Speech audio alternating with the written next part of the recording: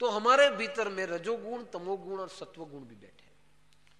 रजोगुण, तमोगुण और सत्वगुण हमारे मन को प्रभावित करते हैं, हमारी बुद्धि को सूचना देते हैं, और वो गुण के हिसाब से जब हमारी बुद्धि चले, बुद्धि का निश्चय बदल जाए, तब जाके हमारे जीवन में काफी पापाचार हो सकता है। इसलिए रजोगुण, तमोगुण और सत्वगुण को समझना जरूरी है, क्योंकि ये तीन वृत्तियां के इफेक्ट ऐसा होता है कि जो हमारे मन के, हमारे बुद्धि के निश्चय को बदल देता है, और बुद्धि का जब निश्चय बदल जाता है तो मन जैसे कहे वैसे बुद्धि काम करने लगती है। इसलिए रजोगुण क्या है, तो कर्म मार्ग में तो रजोगुण का एक ही मतलब है, रजोगुण यानी भोग, वैभव और विलास से जीने की जिसको इच्छा है, बार बार हमारी वृत्ति भोग विलास में जाती है। आपको ऐश चाहिए, आपको आराम चाहिए, आपको वैभव चाहिए, कुछ भी करो मगर आपको ये सब चीजें चाहिए, तो ऐसी वृत्ति राजसी वृत्ति का है। राजसी वृत्ति का संबंध हमारे मोह से होता है, राजसी वृत्ति का संबंध हमारे विषयों से होता है, हमारे लोभ से होता है। और मोह और लोभ राजसी वृत्ति में बढ़ जाने से हमारी वृत्तियां विस्तारित हो जाती है, हर एक चीज उसे अपनी लगने लगती है, हर एक वैभव उसे अपना चाहिए। पहले साइकिल थी, ठीक था, मगर किसी को बाइक पे देखा तो उसको इच्छा हो गई मुझे भी बाइक चाहिए, मैं क्यों ना जीऊं, पैसा खर्चा करके बाइक ला दी। दूसरों को फोर व्हीलर में देखा, नहीं ये लोग घूम सकते तो मैं क्यों नहीं घूमूं, वो घूमने के लिए उसने फोर व्हीलर ली और फोर व्हीलर लेके आया। मैं बोला भाई तेरी तो बाइक जैसे तैसे तूने ली, तो फोर व्हीलर इतनी जल्दी कैसे ले ली? अभी दादा क्या है, समाज में रहते हैं ना, थोड़ा स्टेटस में रहना पड़ता है, पर स्टाइल भी के पास, स्टाइल भी स्टेटस में રહેવું પડે। આમ હું આમ સ્ટેટસમાં રહેવા હારું કોઈનું બી કરી નાખવાના કે હું स्टेटस बैठा केवी ना अपनी, मोटा मोटा बड़े बड़े लोगों के साथ बैठना पड़ता है, समाज में रहना पड़ता है, ऐसा स्टेटस में रहेंगे नहीं तो क्या? तो सच बात बता, मुझे पता है तू साइकिल से तूने स्कूटर कैसे लिया है, ये मुझे पता है, लेकिन मुझे ये बता कि ये भी मुझे पता है कि तू फोर व्हीलर नहीं ले सकता, मगर क्यों ली है और कैसे ली? तो स्टेटस के लिए ली, तो कैसे ली? देखो दादा, आपको लगता है कि मैंने ली, लोन लिया है, लोन। देखो डाउन पेमेंट कितना भरा, डाउन पेमेंट की आज कुछ जरूरत नहीं, कम भर दो गाड़ी आ जाती। तो वो कितना भरा? तो बोले 6 लाख की गाड़ी थी, लाख रुपया भर दिया, बाकी का लोन कर दिया। अब लोन चुकाते रहेंगे ना, मगर स्टेटस में तो आ गए। तो ये क्या हो गया? और जब लोन का बोझ हम नहीं भर पाते और 2 साल के बाद आपकी गाड़ी को वो खींच के ले जाते हैं, जैसे आप छीन के लाए वैसे वो खींच के ले जाते हैं।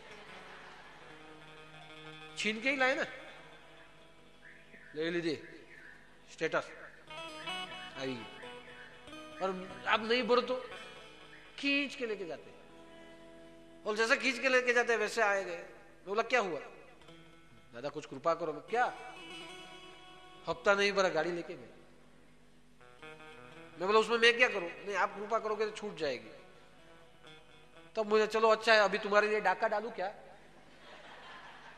अध्यात्म तो यही कहता है कि जितनी आपकी चद्दर है उतने पैर कर दो, उसे ज्यादा मत ले जाओ, संतोषी बनो, दुविधा में सुविधा करो, अपनी वृत्तियों को शांत रखो, बार बार बोला है।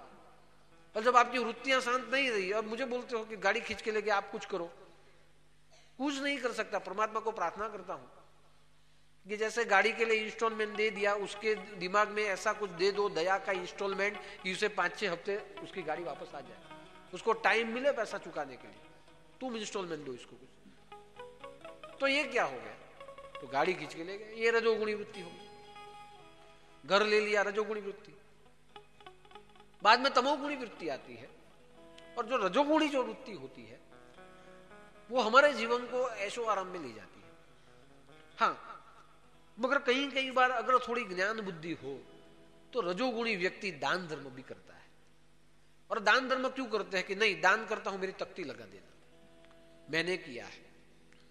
हाँ, ये भी कर्म लगता है कि दान दे दिया, तख्ती लगा दी, मगर ये विकर्म होने से भी मैं तो मानता हूं कि नहीं, ये अकर्म माना जाएगा। क्यों? जहां कुछ नहीं दे पाते थे वहां आपने दे दिया, भले प्रतिष्ठा के लिए दिया, मगर आपके हाथों से कुछ तो अच्छा हुआ, आपके हाथों से कोई धार्मिक संस्था को कुछ फायदा हुआ। और धार्मिक संस्था में जब सुविधा बढ़ती है तो समष्टि का फायदा होता है, वहां जो आते हैं उन सबको फायदा मिलता है। तो ये बात बराबर है कि भले तख्ती लगी, मगर ये कर्म विशिष्ट कर्म में मैं मान लेता हूं, क्योंकि उससे काफी लोगों का फायदा होता है। आज आप भंडारा करो 20, 25, 30 हजार रुपया देके, मैं आपको यहाँ मेरे को सब बोलते दादा रसीद मत देना, नहीं मैं देता हूं। मेरी हिसाब किताब भी मेरे को जो बादशाह मौजूद है उसको दिखाने पड़ते हैं, नहीं तो वो भी मुझे बोलेंगे कि क्या खाया भाई, टैक्स चोरी किया कि क्या किया, कि अंडर द टेबल होता है क्या तुम्हारे पास? उनको भी मुझे जवाब तो देना है। यानी मेरे लिए मैं दे देता हूं, ये तुम्हारा रसीद, ये तुम्हारा फोटो। अभी आप जो देते हो मुझे इतना ही बताओ कि आप जो देते हो उसमें 4 आदमी खाते हैं? नहीं। आपने जो भी दान दिया उसमें 1000 आदमी ने खाना किया, जो समष्टि का कल्याण हुआ उसमें। तो आपका ये कर्म भले तख्ती लगे, लेकिन आपका ये कर्म विशिष्ट कर्म में माना जाता है। तो रजोगुणी व्यक्ति से कभी कभी धर्म हो जाने की शक्यता है।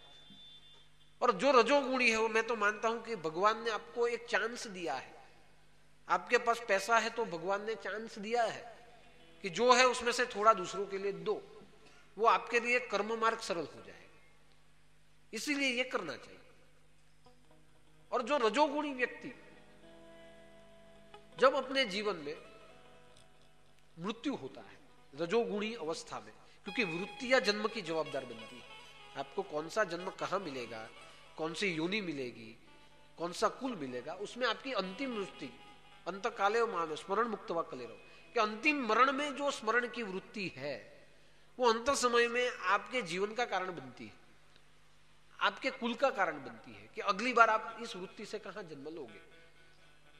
तो जब रजोगुणी व्यक्ति जब मृत्यु होता है और उसके भीतर में जब रजोगुणी व्यक्ति की वृत्ति चालू होती है, तब उसको मनुष्य लोक मिलता है, तब उसको यह मनुष्य लोक मृत्यु लोक उसको प्राप्त होता है कि वापस वो इस जगत में आ सकता है, कर्म करके जा सकता है। उसके बाद आती है, और कर्म मार्ग में रजोगुणी वृत्ति के लिए बोला गया कि मुझे फल मिले, मैं कर्म करूंगा मगर मुझे फल चाहिए, ये रजोगुणी का है। हाँ, मैं यज्ञ करूंगा मगर मुझे फल चाहिए कि मेरा अच्छा होना चाहिए। मैं विष्णु भगवान के 1000 नाम बोलूंगा, मैं कर्म करूंगा मगर मुझे फल चाहिए। जैसे किसी डॉक्टर को आप लेने के लिए जाओ कि डॉक्टर साहब मेरे घर में ये व्यक्ति बीमार पड़ा है, जरा आप आ जाओ, तो डॉक्टर बोलेंगे हाँ मैं आऊंगा मगर मुझे विजिट फी दे देना, यानी मैं कर्म करूंगा मगर मुझे फी दे देना। ये रजोगुणी व्यक्ति।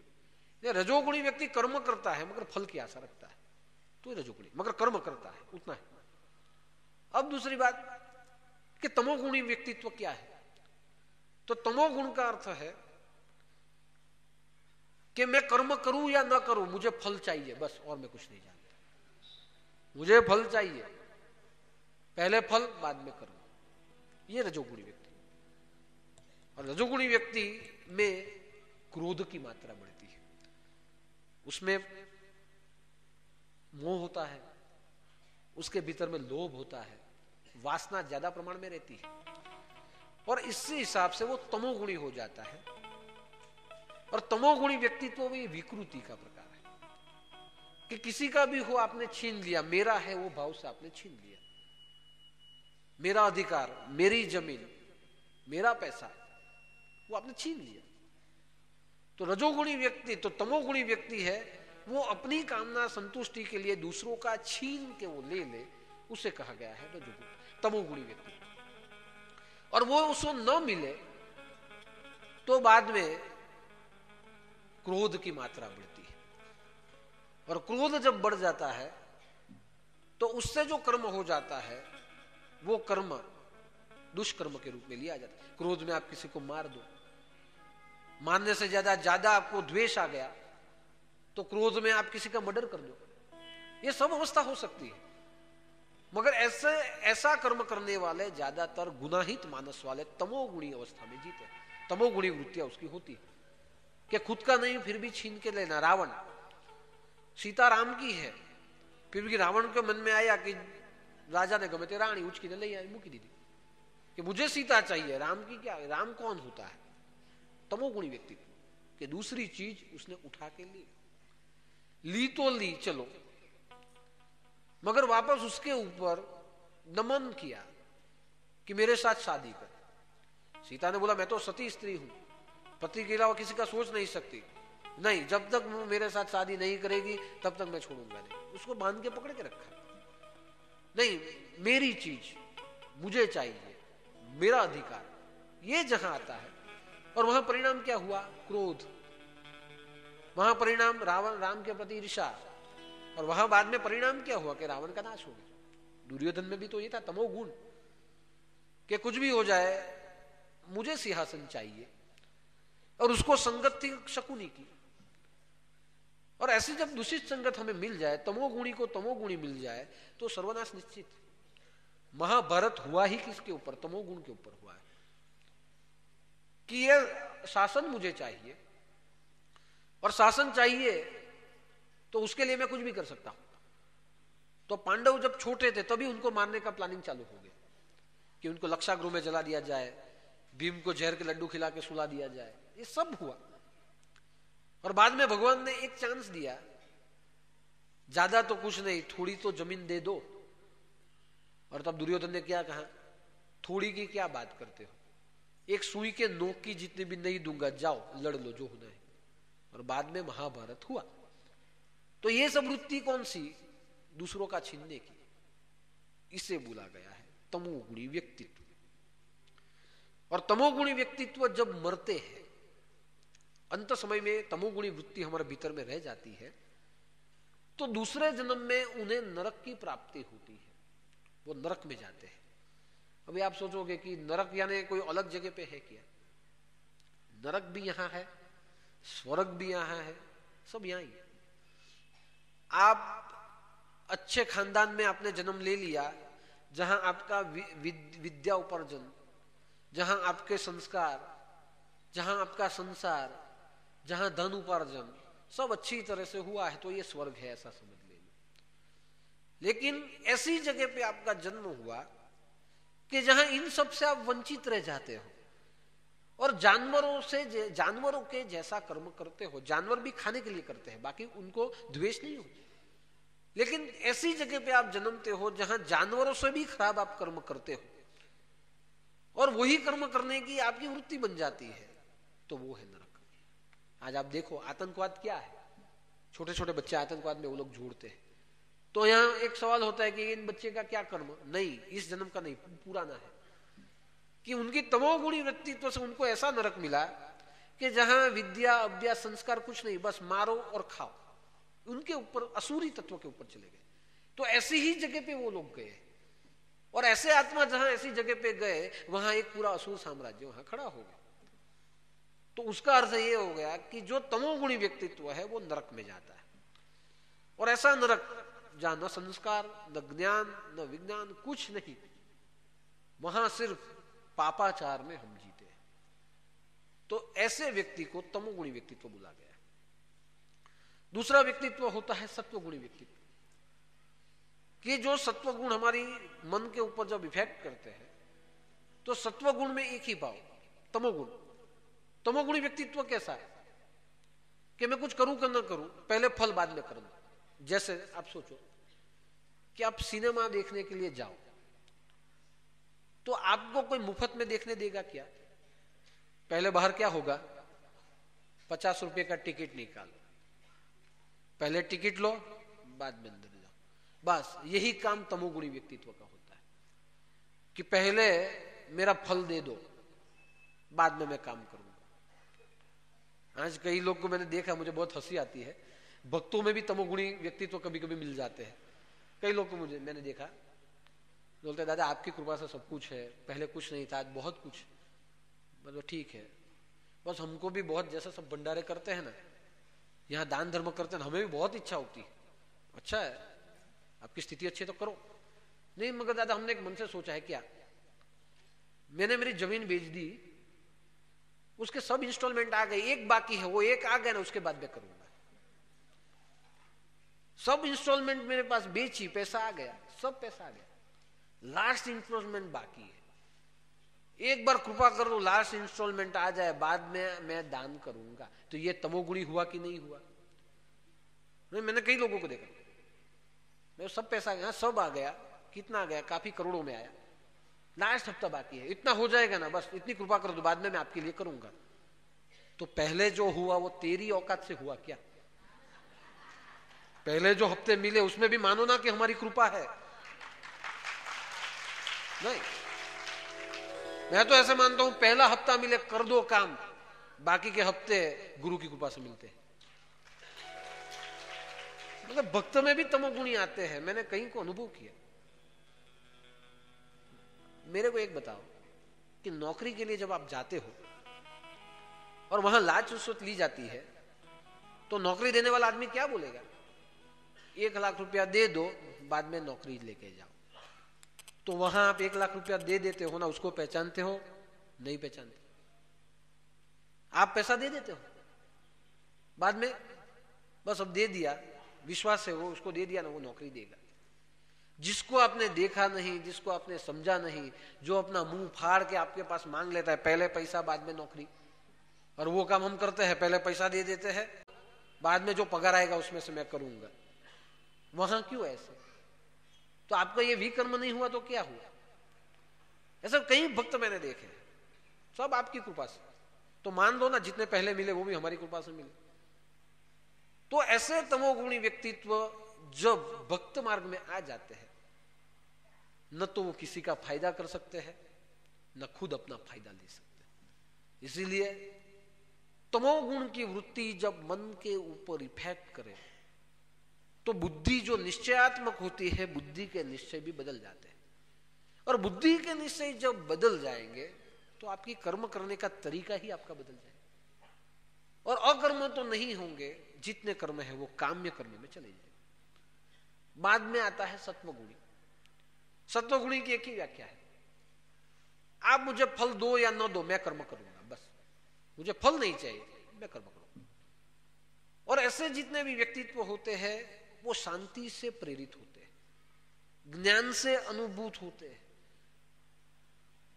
उनके भीतर में संस्कारों का सिंचन होता है, दया क्षमा शांति के गुण उनके भीतर में होते हैं। और सत्वगुणी व्यक्तित्व समष्टि के कल्याण के लिए वो कार्य करते हैं। और इसीलिए सत्वगुणी व्यक्तित्व अध्यात्म में बहुत आगे जाके निकलते हैं। और सत्वगुणी व्यक्तित्व को जब मृत्यु आती है, तो वो मृत्यु उन्हें स्वर्ग के ओर ले जाती है। इसीलिए सत्वगुणी व्यक्तित्व इन सबसे अलग व्यक्तित्व है, जहां काम क्रोध लोभ बद नहीं, जहां अक्रोध, जहां अलोलुपता, जहां अपेय शून्यता, ऐसे भाव उनके भीतर में होते हैं। और ऐसे सत्वगुणी जब कोई कर्म करते हैं, उनकी बुद्धि का निश्चय बन जाता है। तो ऐसे सत्वगुणी इस जीवन में परमात्मा के कार्य की एक ऐसी कतार लगा देते हैं कि उनको देख के दुनिया के लोग भी कर्म मार्ग में आगे बढ़ते हैं। जैसे दादा ने जिस कदम पे दादा चले, उसी कदम को मैं पकड़ के चलना चाहता हूं। और जिस कदम पे मैं चल रहा हूं, उस कदम पे मेरे पीछे जितने हैं वो चले। यत आचरित श्रेष्ठ तत एवेतरो जन, कि जैसे श्रेष्ठ आचरण करेगा, वैसे वैसे लोग उसके उदाहरण लेके कार्य करेंगे। तो सत्वगुणी व्यक्तित्व के जो कार्य है वो प्रेरणा देते हैं, और हम ऐसे ही प्रेरणा लेके उनके जैसे काम करने की इच्छा रखते हैं, तो समाज के लिए एक बोध बन जाते हैं। इसीलिए कर्म 3 वृत्ति से हो जाते हैं। कर्म हो गया ऐसे नहीं, मगर कर्म कौन सी वृत्ति से हुआ है? रजोगुणी वृत्ति से प्रेरित कर्म है, तमोगुणी व्यक्ति तो प्रेरित है, या कौन सा है? सत्वगुणी है। ये भाव जो जान ले, वो हमारे भीतर में बैठा हुआ परमात्मा है। और वही चीज को जान के वो हमारे जीवन में हमें आगे ले जाता है।